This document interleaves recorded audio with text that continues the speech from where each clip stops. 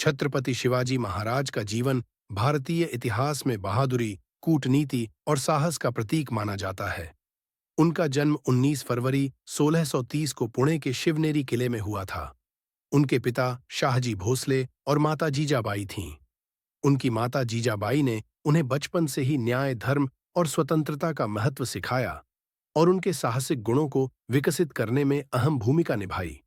शिवाजी ने बचपन में ही यह ठान लिया था कि वे मुगलों और अन्य आक्रमणकारियों के अधीन नहीं रहेंगे। उन्होंने मराठा साम्राज्य की स्थापना की और एक स्वराज्य, स्वशासित राज्य का सपना देखा।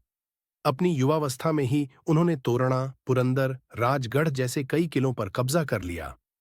उन्होंने अपनी सेना को मजबूत किया और अपने राज्य की रक्षा के लिए गोरिल्ला युद्ध की रणनीति का विकास किया, जिससे वे मुगलों और आदिलशाही जैसे शक्तिशाली साम्राज्यों से आसानी से टक्कर ले सके।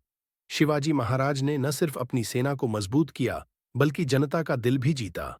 उन्होंने राज्य के हर नागरिक के हितों का ख्याल रखा और एक आदर्श शासक का उदाहरण प्रस्तुत किया। शिवाजी महाराज का राज्याभिषेक 1674 में रायगढ़ किले में हुआ, जहां वे छत्रपति राजा घोषित किए गए और मराठा साम्राज्य की नींव रखी। अफजल खान की घटना शिवाजी महाराज के जीवन की सबसे चर्चित घटनाओं में से एक है।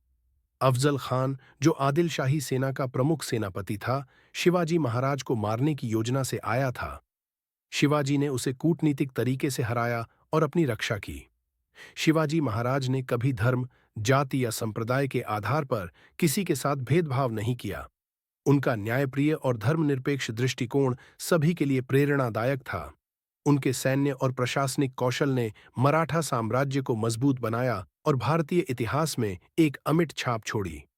1880 में शिवाजी महाराज का निधन हो गया, लेकिन उनके सपनों और उनकी बहादुरी का प्रभाव आज भी मराठा इतिहास में जीवित है। शिवाजी महाराज ने भारतीय उपमहाद्वीप में स्वतंत्रता और साहस का जो संदेश दिया, वह युगों युगों तक अमर रहेगा।